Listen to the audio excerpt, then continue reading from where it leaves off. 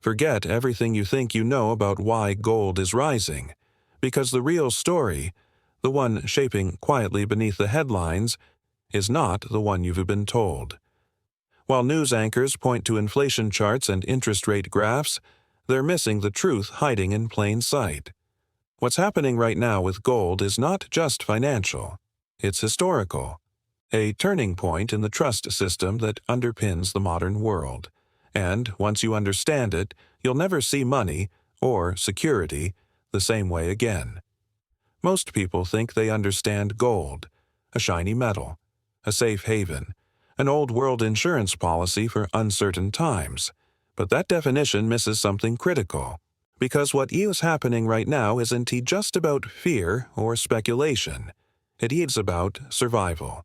So ask yourself, why is gold, of all assets, breaking records at a time when, according to every economic textbook, it should be falling? The Federal Reserve has been raising rates. They've been shrinking their balance sheet, fighting inflation like never before. By that logic, gold, which pays no yield, no dividends, should be collapsing. And yet, it's doing the opposite. It's exploding upward. Why? That's what we're uncovering today. And once you see the full picture, you'll understand why the smartest money on earth is quietly fleeing paper and running toward metal. Calm but rising tone. If you're new here, take a moment, subscribe, because what you'll learn in the next few minutes might change the way you see every major economic headline from this point forward. Now, let's begin at the core truth. Gold is timeless. It doesn't invent. It doesn't disrupt. It doesn't evolve. A bar of gold held by a Roman senator 2,000 years ago is identical to one held by a central banker today. No interest, no growth, no technology, just permanence. And that's exactly why it matters. Because in a world built on promises, gold is the one thing that never needed to promise anything. Throughout every empire, every collapse, every hyperinflation, one law has never changed. Gold endures. To see why it's rising now, we must look not at the metal itself, but at the thing it's measured against, the US dollar. Slight shift in tone. Curiosity trigger. In 1971, something irreversible happened. President Nixon detached the dollar from gold. At that moment, 1 ounce of gold was worth about $35. Today, that same ounce is worth over 100 times more. What changed? Not the gold. The gold stayed exactly the same. What changed was the dollar, and what the world believed about it. You see, paper money is not wealth. It's a promise, one that can be printed, stretched, and diluted at will. Whenever a crisis hits, governments reach for the same tool, the printing press. In 2008, during the global financial meltdown, the Federal Reserve's balance sheet exploded from $800 billion to over $2 trillion almost overnight. The world's most powerful currency was multiplied out of thin air, and something began to crack. Trust. People stopped believing the dollar was permanent.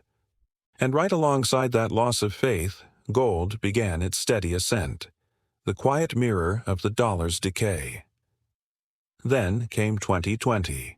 A global lockdown, markets frozen, panic everywhere. Once again, the Fed reached for the same lever, but this time they pulled it harder than ever before. The balance sheet didn't just grow.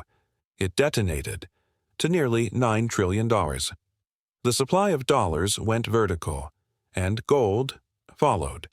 Not because gold was producing anything new, but because the ruler we measure it with, the dollar, was dissolving in real time.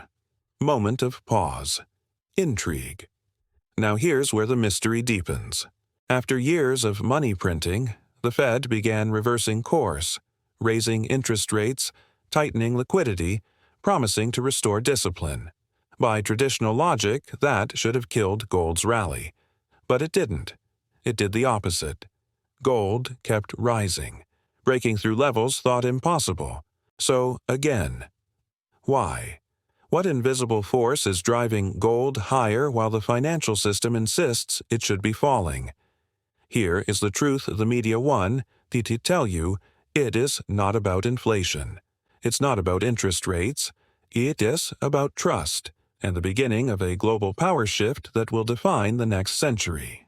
For decades, the US dollar has been the world's anchor, the universal store of value. Every country, every corporation, every central bank needed to hold it. It wasn't just money, it was faith made paper, but that faith is fading. China, once the largest holder of U.S. treasuries, is dumping them in historic amounts. And what are they buying instead? Gold. Not a few bars, but hundreds of billions of dollars worth. Russia did the same. After being cut off from global banking systems by sanctions, it doubled down on gold. Their central bank now ranks among the largest holders on Earth. Why? Because gold doesn't care about politics. It can't be frozen, it can't be sanctioned. It exists outside anyone's permission. Even India, once conservative in its gold holdings, is now stacking it in record volumes, quietly but steadily, preparing for what they see coming: a world where the dollar no longer rules unchallenged. This isn't speculation, it's strategy. The world's rising economies are not just diversifying, they're building lifeboats, preparing for the moment when the old monetary ship begins to sink. For 80 years, the dollar has been that ship, strong, dominant, unsinkable. But now the hull is showing cracks. Mountains of debt, trillions in deficits, decades of overprinting. Everyone patches it up, but deep down they know what's happening. The structure is weakening. So, quietly, nations reach for the lifeboat: gold. Over the last 25 years, gold's price has climbed from around $279 an ounce to more than $3,500 today. A 1,200% rise. Not bad for something critics still call a dead asset. Meanwhile, U.S. national debt has crossed $30 trillion and counting. And history is uncomfortably clear. When a government owes more than it can repay, it only has two choices: default or print. And they always print. Which means the story of gold's rise isn't about gold becoming more valuable. It's about paper becoming less. So the next time you see gold's price flash across your screen, don't think investment. Think signal. Because gold isn't just a metal. It's a mirror reflecting the trust we are losing in our financial systems. When central banks, billionaires, and nations all race to accumulate the same thing, it's not greed. It's survival. And right now, the world is in survival mode. If you've stayed with me this far, you're already thinking differently from most investors. Take a second, subscribe, and like this video. It helps the message reach more people before this shift becomes undeniable. Because once it's visible to everyone, it'll already be too late to act. Let's strip away the noise for a moment. Forget the day-to-day headlines, the rate hikes, the CPI reports, the stock market rallies that fade like mirages. Because beneath those surface ripples, something deeper is moving. A slow, unstoppable tide reshaping global power, and gold is simply the reflection of that shift. To see what's really happening, we have to zoom out. Not just years, but decades. For most of modern history, the US dollar wasn't just money, it was control. Every trade, every loan, every barrel of oil was priced in dollars. Nations needed it, banks stored it, and central banks worshipped it like scripture. This system gave America enormous leverage. It allowed the U.S. to borrow endlessly, to print freely, to project power without firing a shot. But the foundation of that privilege was trust. Trust that the dollar would remain stable. Trust that the U.S. would manage its finances responsibly. Trust that it would never weaponize its currency. That trust is what's fading now. In 2022, when sanctions froze Russia's dollar reserves overnight, it sent shockwaves through the global financial system. It wasn't just about Russia. It was a warning to every other nation. Your money is safe until it isn't. Countries began asking themselves a dangerous question. If the world's reserve currency can be used as a weapon, should we still depend on it? That single thought ignited a silent revolution. China accelerated its de-dollarization strategy, signing trade agreements with the Middle East, Africa, and Latin America in their own currency, the yuan. Russia followed, demanding payment for energy in rubles or gold. Even U.S. allies began whispering about alternatives, because in the New World Order, dependency equals vulnerability. And at the center of this global chessboard lies gold, the one piece that can be captured, because unlike digital money, it can't be erased with a keystroke. It exists beyond borders, beyond politics, beyond systems that can fail. This is why central banks, institutions once obsessed with treasuries, are now buying gold at the fastest pace since the 1960s. Last year alone, they added over 1,000 tons to their reserves, the largest annual increase in modern history. China, India, Turkey, Poland, Singapore, even countries you'd never expect are quietly preparing for the same future. A future where global power isn't defined by who prints the most money, but by who holds the most real value. Now, here's the unsettling part. Most investors, ordinary people, are still looking in the wrong direction. They're fixated on interest rates, tech stocks, short-term moves. They don't realize they're standing on shifting ground. Because gold's rally isn't a bubble. It's a signal, a global alarm bell. It's telling us that the era of infinite debt and blind trust in paper promises is cracking. And when faith breaks, systems follow. Every empire has faced this moment. The Romans debased their silver coins until they were almost worthless. The British pound lost its crown after World War II when debts exceeded empire. And now, it's the dollar's turn on that same historical conveyor belt. The signs are all there, just hidden in plain sight. America's national debt has ballooned to levels no generation before has seen. Interest payments alone are now one of the government's largest annual expenses. That's not sustainable. It's compounding chaos, and the world is watching. When the foundation of a system weakens, people don't wait for it to collapse. They move their wealth quietly, strategically, out of reach. Gold isn't rising because people love it. It's rising because they don't trust what's next. Imagine standing on a shoreline as the tide slowly recedes. Most people would marvel at the exposed sand, unaware it's the calm before the storm. That's where we are now. Gold's surge is not the storm. It's the warning before it. If you've been following this story and it resonates, don't just watch it happen from a distance. Subscribe now. Because in the chapters ahead, we'll uncover the next stage of this shift. What happens when the world finally crosses the line from concern to crisis? So here is the real question. What happens when the world's trust in paper runs out completely?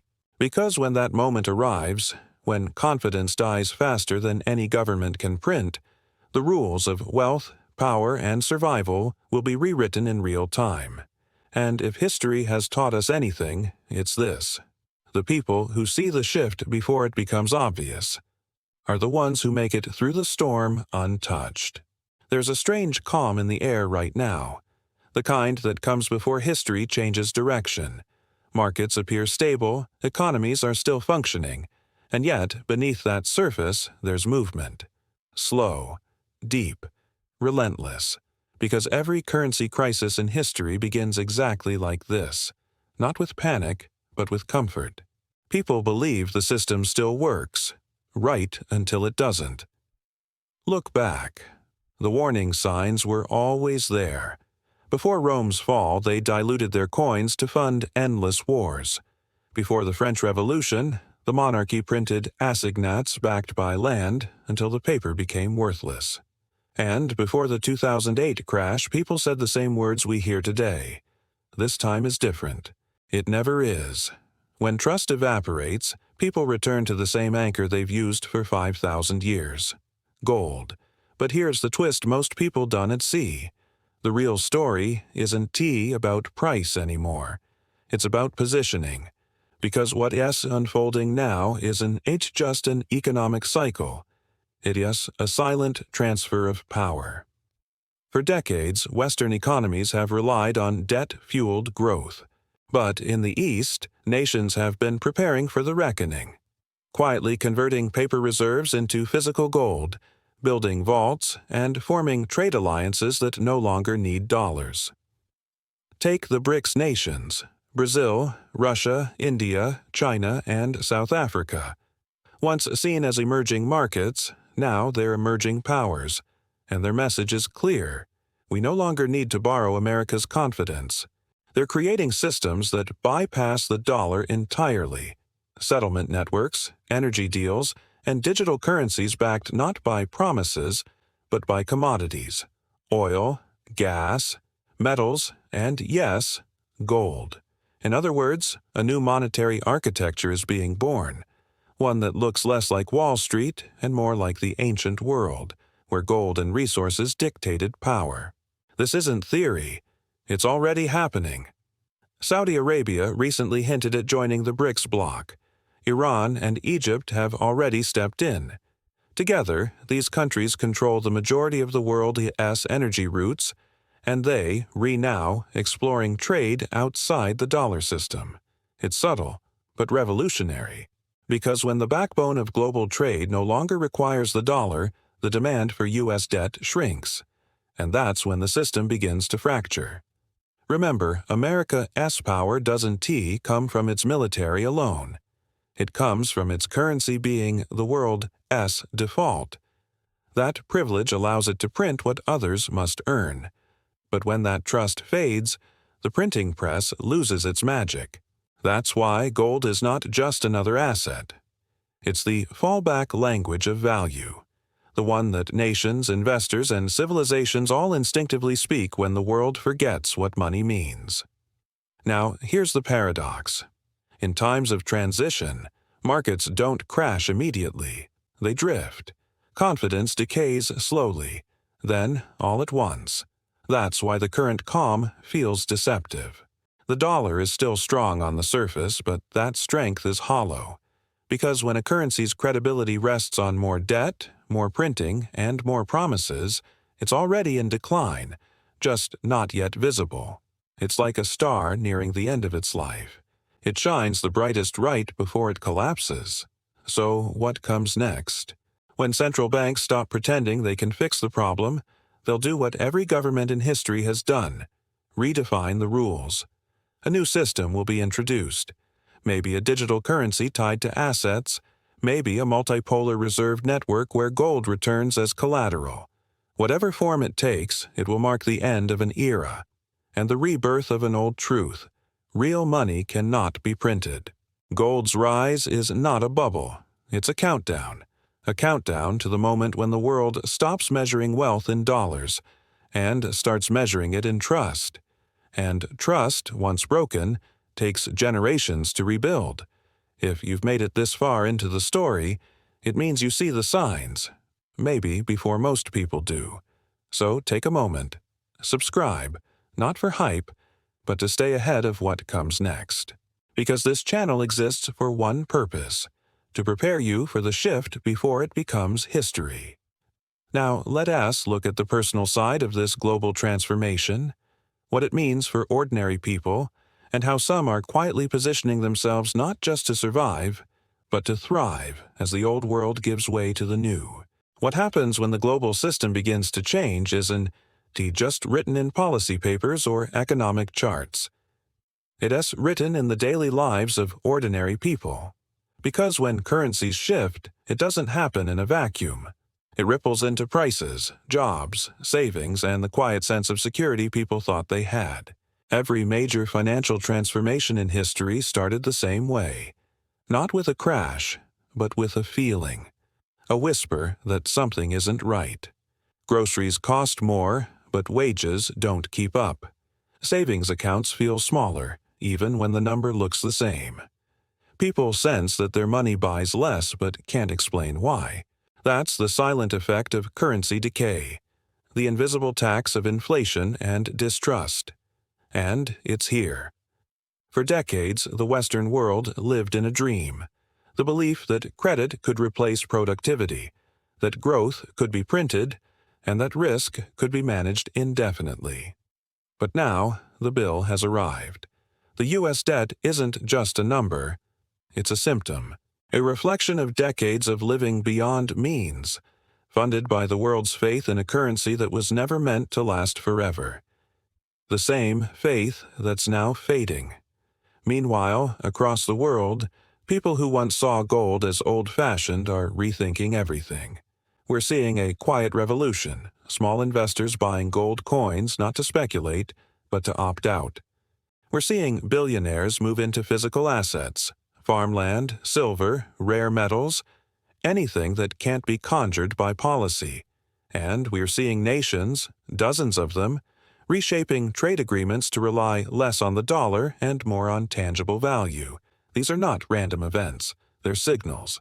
The world is quietly preparing for a reset, one that will not be announced on television, but felt in the erosion of purchasing power, in the volatility of markets, and in the realization that the money we use is no longer a store of value, but a story of belief. That SY Gold and S-Roll is shifting from hedge to haven, from investment to insurance of civilization. It's not about returns anymore, it's about protection. Protection from a system that's outgrown its own design. Think of gold as the lifeboat we discussed earlier, but not just for governments and banks, for individuals too. Because when a ship begins to sink, the ones who survive aren't the ones who swim the fastest. They're the ones who prepared before anyone noticed the water rising. And that's exactly what's happening now. Every time a government adds another trillion to its debt, every time a central bank injects liquidity to stabilize markets, that water level rises a little higher.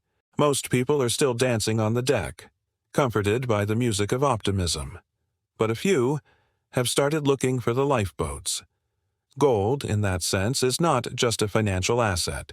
It's a time capsule, a record of trust, forged in fire, immune to the storms of human error.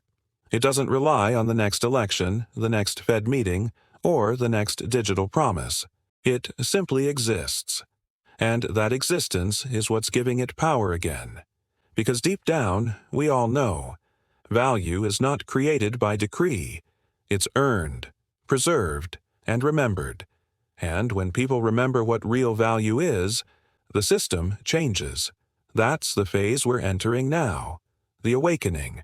A slow realization that the things we trusted to hold our future, the banks, the paper, the numbers, were never the anchor. The anchor was always something older, heavier, and harder to manipulate.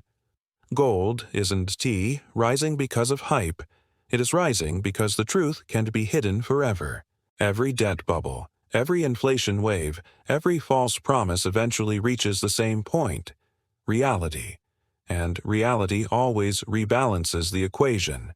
If this message resonates with you, if you feel that quiet sense that something deeper is unfolding, take a moment and subscribe. Not just to follow this story, but to understand what comes next. Because the next chapter isn't just about gold. It's about what replaces trust once it's gone.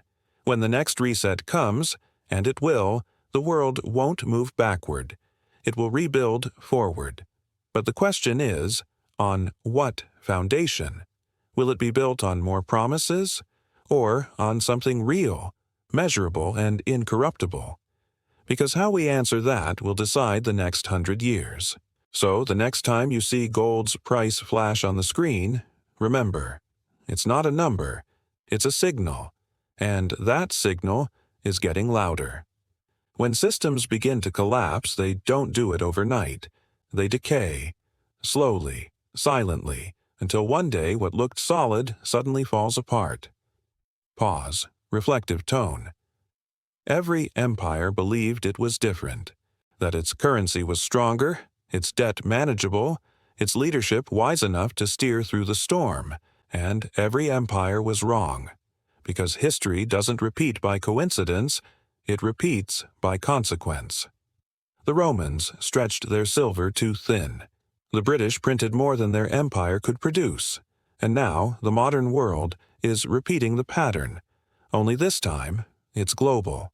We've built a system on confidence, not collateral, on speed, not stability, on data, not discipline, and the cracks are showing.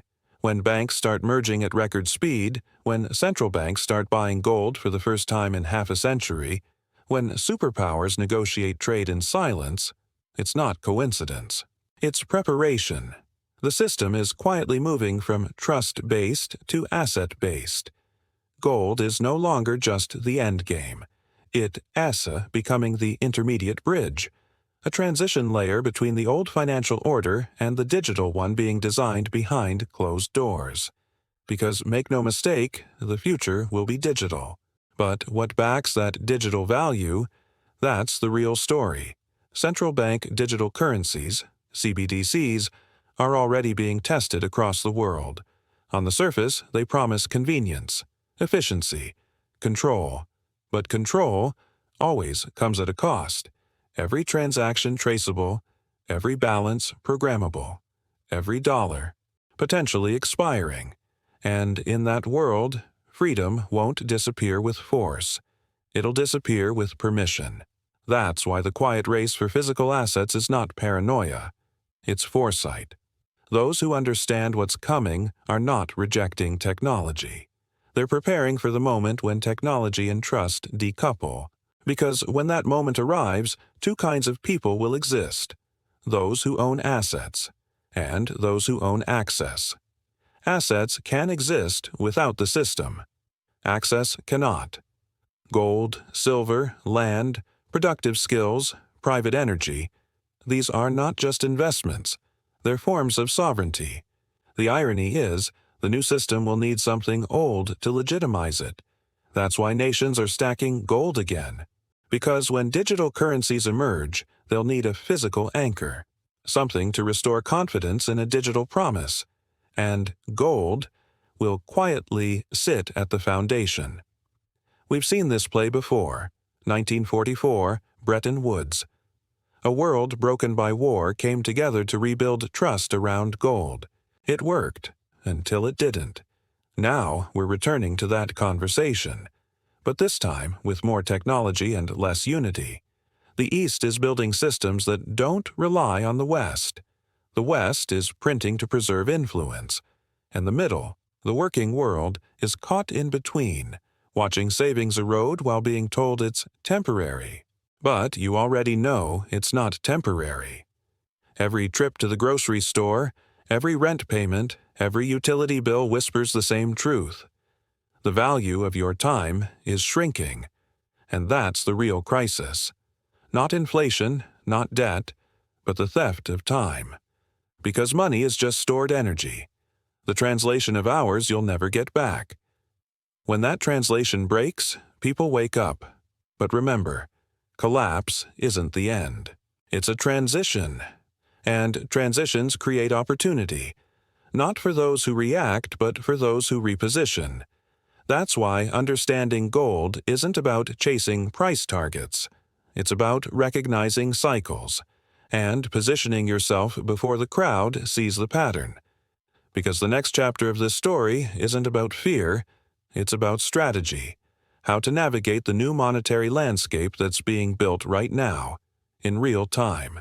If you're still here, it means you think differently. You're not following noise. You're following signal. So, before we move into the next chapter, take a second to subscribe. Not for algorithms, but for awareness.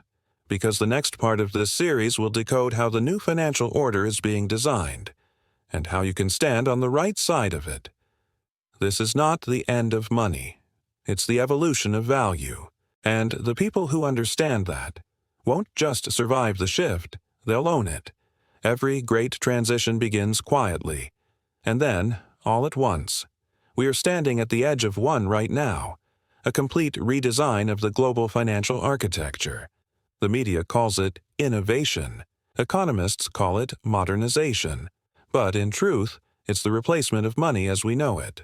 For decades, the U.S. dollar has been the backbone of global trade, the world's settlement layer, the language of value between nations. But that backbone is fracturing, not because the dollar suddenly failed, but because trust in the dollar's neutrality did. In 2022, when the West froze sovereign reserves overnight, the message to the world was clear. Money is no longer neutral. It's political. That moment rewired global thinking. For the first time in 70 years, nations began asking, what if our reserves aren't really ours? And that's when the shift began. China accelerated its digital yuan, quietly testing cross-border trade between Asia, the Middle East, and Africa. Russia began pricing oil outside the dollar. India and the UAE experimented with rupee dirham settlements, and the BRICS bloc, now expanding, started building the blueprint for a commodity-backed digital currency. Not a fantasy, a framework. Think of it like this. Instead of dollars, future trade could settle in a digital token backed by a basket of tangible assets: gold, rare metals, oil, even lithium. A new global reserve layer, decentralized by geography but unified by value. If it sounds far-fetched, remember, it's already happening. In 2023, over 40% of oil trade between BRICS nations was settled without using the dollar. By 2024, central banks had purchased more gold than any year since records began. And in 2025, the first pilot transactions of a multi-asset settlement system were quietly tested between Asia and the Gulf. You won and see this breaking on CNN or Bloomberg, because it's not breaking news. It's restructuring news. And when restructuring happens, wealth doesn't disappear. It moves. From paper to physical. From west to east. From speculation to sovereignty. The world isn't ending. It's rebalancing. But here's the paradox.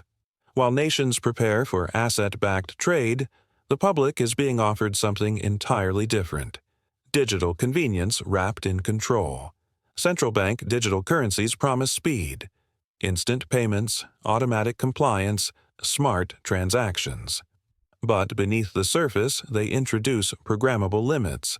A future where your spending categories can be restricted, your savings could expire, your access could be tied to your behavior. This is the duality of the new monetary world: freedom for the macro, control for the micro. The question is, where will you stand? Owning gold, silver, land, or even Bitcoin isn't about rebellion. It's about resilience, because in a system designed to track, your power lies in what cannot be traced. Let's be clear. This isn't anti-technology. This is pro-sovereignty. Technology is a tool, but value must still be earned, mined, or grown, not printed. That's why gold will re-emerge not as a replacement for digital money, but as its anchor. Digital gold certificates, gold-backed settlement tokens, hybrid reserve systems that merge blockchain with bullion vaults. That's not speculation. It's already being tested by Singapore, China, and the UAE. So, what happens next? Over the next few years, expect regional settlement systems, like the Asian Digital Currency Network, to expand. Gold-backed instruments to integrate with central bank clearinghouses. CBDCs to roll out publicly, first as optional, then as standard. And finally, a global realignment of what backs trust itself. That will be the moment history will call the Great Monetary Reset. Not a crash, a recalibration. And when that day comes, those who understand the pattern, who prepared early, won't panic. They'll pivot, because every reset has two sides: collapse and creation. The collapse of unsustainable systems, and the creation of new ones built on something timeless. The old world ran on faith in institutions. The new world will run on proof of value. And the real question is no longer, what will money look like? It's, who will control what money means? Because whoever defines value next defines the future. And in that future, one truth remains unchanged. The oldest form of wealth will be the newest form of trust. By now, you've seen the signals. You've felt the shift. But what if I told you? This isn't theory anymore. It's already happening. In real time, across borders, between nations that no longer trust the old order. Let's pull back the curtain. The future of money isn't being built in New York or London. It's being built in Beijing, Moscow, and Abu Dhabi. And it's all centered around one principle. Value must be backed by something real. In the early 2000s, China quietly began accumulating gold. Not for jewelry, not for trade, for monetary defense. At first, it looked like simple diversification, but by 2020, China had built a digital currency, the eCNY, and tested it across entire cities. The world thought it was about convenience. But the real play? Interoperability. Today, the digital yuan connects directly with the mBridge project, a blockchain network that links central banks from China, the UAE, Thailand, and Hong Kong. Each transaction, verified, settled, and optionally backed by physical gold. That's not rumor. That's data from the Bank for International Settlements. In other words, China isn't just digitizing money, it's digitizing gold. And when a nation of 1.4 billion people links gold reserves to a blockchain ledger, it's not innovation. It's strategy. Because whoever builds the infrastructure of global payments controls global trust. Sanctions changed everything. When Russia was cut off from SWIFT, it realized something the world had ignored for decades. Power doesn't belong to the one who owns the dollars. It belongs to the one who can trade without them. Within months, Moscow began developing the System for Transfer of Financial Messages, SPFS, its own version of SWIFT, and linked it with China SCIPS. Then came the twist. Russia's Ministry of Finance proposed a gold-backed stablecoin for international trade to settle energy exports and bypass dollar dependence entirely. Gold, again. A pattern is forming. While the world debates inflation, the UAE is quietly designing the blueprint for digital commodity settlement. Abu Dhabi and Dubai, the twin hubs of East-West trade, are testing gold-backed stablecoins, regulated under their own blockchain frameworks. They're not just buying gold, they're tokenizing it. Every bar verified by serial number, stored in secure vaults, mirrored on-chain for transparency.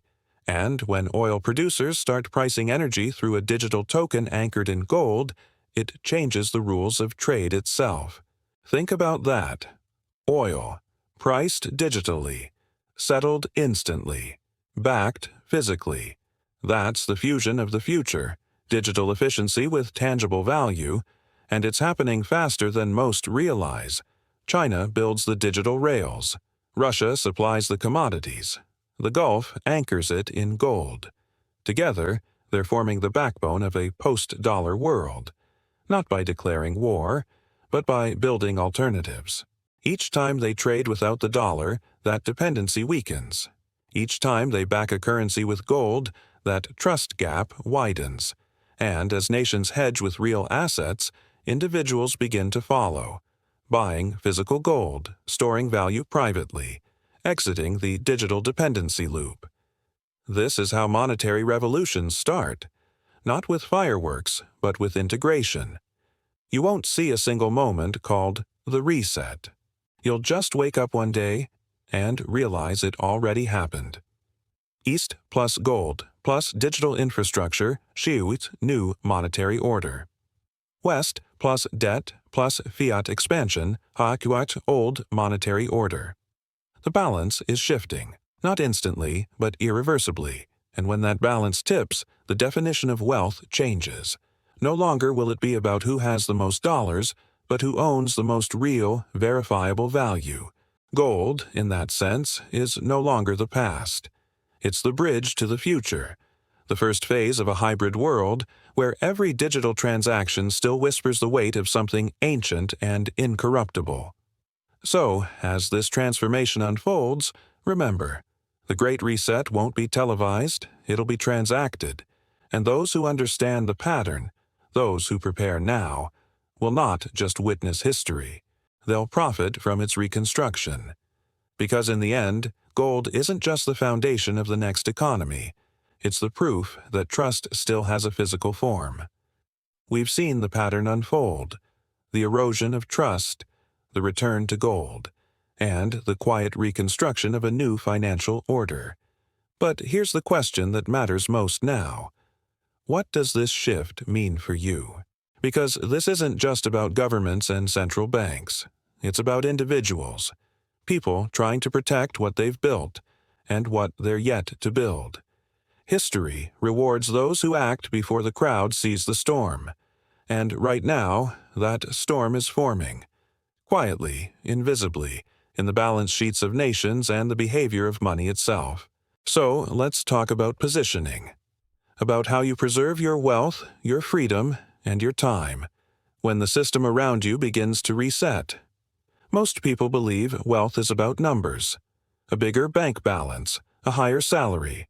But real wealth, enduring wealth, is about control. Control over your money. Control over your options. Control over your future. Every crisis in history has one hidden lesson. When control shifts away from the individual toward the system, wealth evaporates. The Great Depression taught savers this. The 1970s inflation taught retirees this. And the 2008 crisis reminded investors again. Every time the rules change, those holding paper lose, and those holding value survive. The first step isn't panic. It's preparation. Start by asking one question. How much of my wealth depends on someone else's promise? If the answer is most of it, you're vulnerable. When currencies weaken, when digital systems glitch, when institutions freeze withdrawals, paper promises don't protect you. That's why physical gold remains irreplaceable, not as an investment, but as insurance. Because in a world of digital tokens and programmable dollars, gold is the one form of money that doesn't need permission to exist. Own a portion of your savings outside the system. Even a small percentage changes the equation, because when you hold something real, you hold choice. The smart investor of this decade won't pick sides between old and new money. They'll bridge them. That means maintaining exposure to both real assets and digital innovation. Think of it as the dual portfolio framework. Anchor layer, physical gold, silver, productive land, or energy assets. This is the foundation. It preserves value across cycles. Growth layer, Bitcoin, blockchain projects, AI-driven industries, clean tech. This is the opportunity. It captures the momentum of change. Both layers are necessary. One keeps you safe, the other keeps you relevant.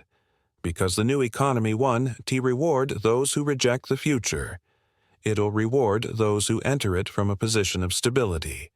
And stability only comes when your foundation doesn't depend on anyone else's system. In the 20th century, financial literacy meant knowing how to save, budget, and invest.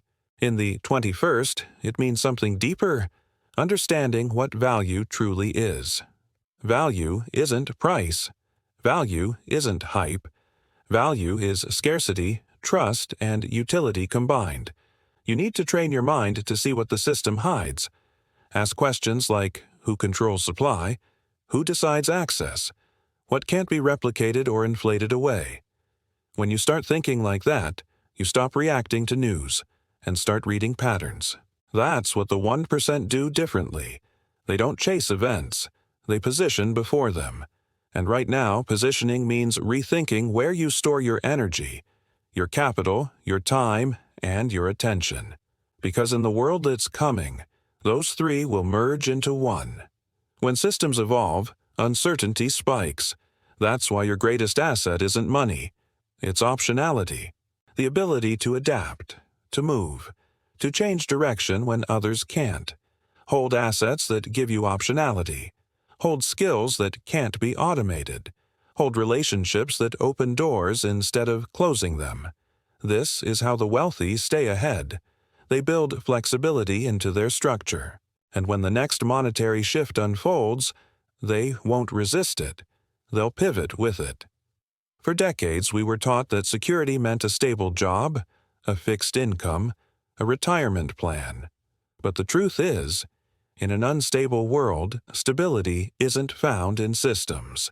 It's found in self-sufficiency.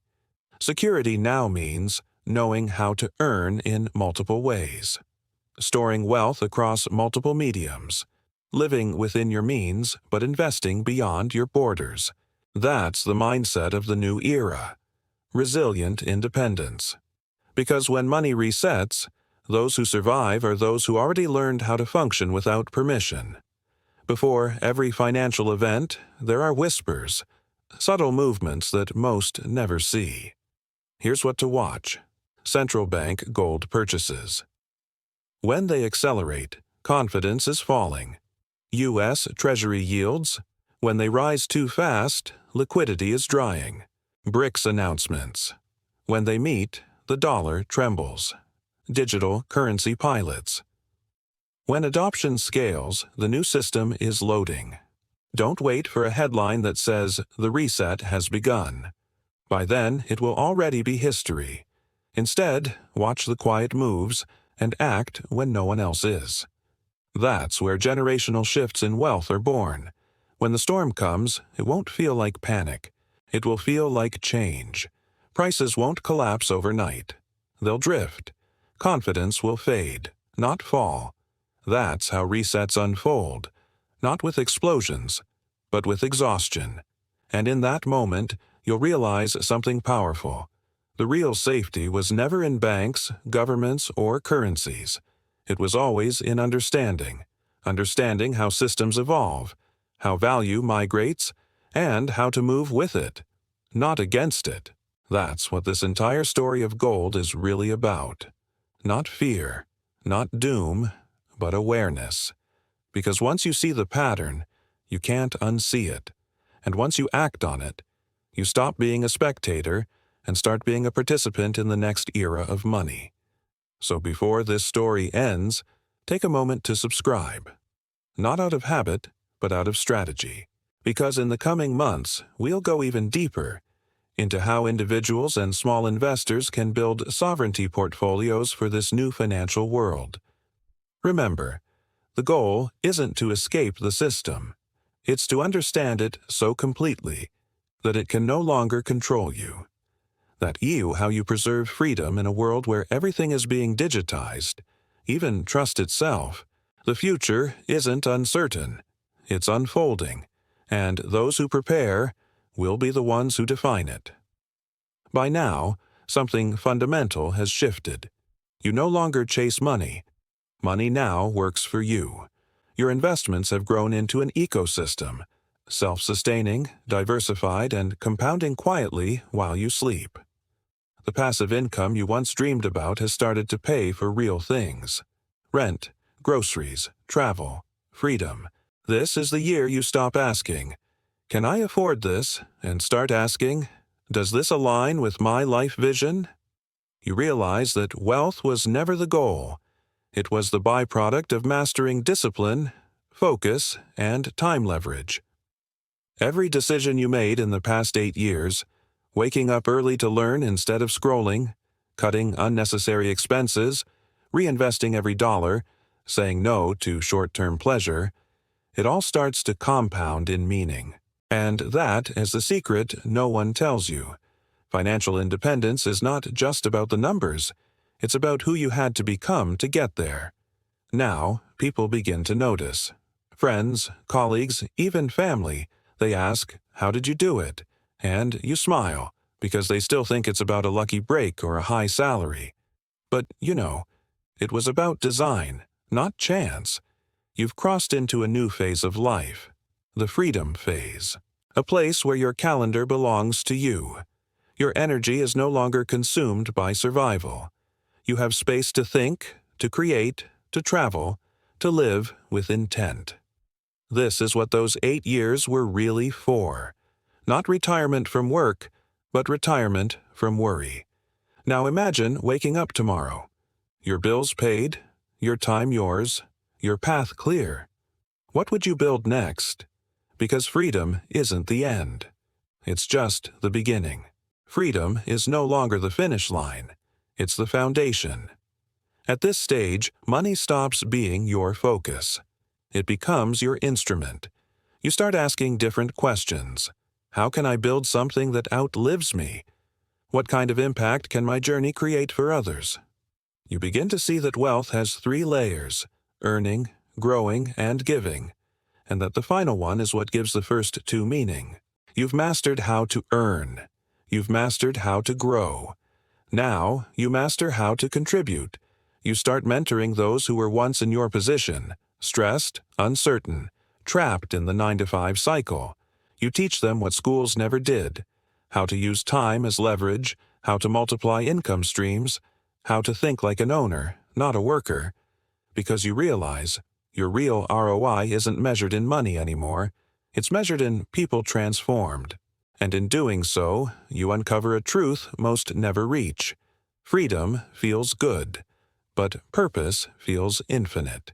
You may still invest, build businesses, or travel the world, but now every move carries a deeper rhythm. You live with intentionality. You operate with clarity. You no longer hustle for survival. You create for significance. And one day, you'll look back and realize, you didn't just retire in 8 years. You reinvented what retirement means. It wasn't an escape. It was an awakening. So when people ask you now, what's next? You'll smile and say, freedom was just the start. Now, I build things that last. 8 years, 4,360 days, tens of thousands of choices. Every morning, you woke up with a decision: follow the crowd or follow the plan. Every night, you reviewed what mattered: the small wins, the lessons learned, the compounding progress. And now, you arrive at a rare place: mastery over your own time and resources. Look back for a moment. Think of the version of yourself 8 years ago. Uncertain, reliant, maybe even overwhelmed. Compare it to the person today: confident, sovereign, in control of your energy, your money, your life. That transformation didn't happen by luck. It happened by design. The world outside hasn't stopped shifting. Markets rise and fall, currencies weaken, governments innovate. But you've created a buffer against chaos. You now see patterns where others see noise. You understand cycles where others chase trends. And you know that true wealth is measured not by what you have, but by what you can preserve and create under any conditions. The epilogue of this journey is simple. You aren't just financially independent.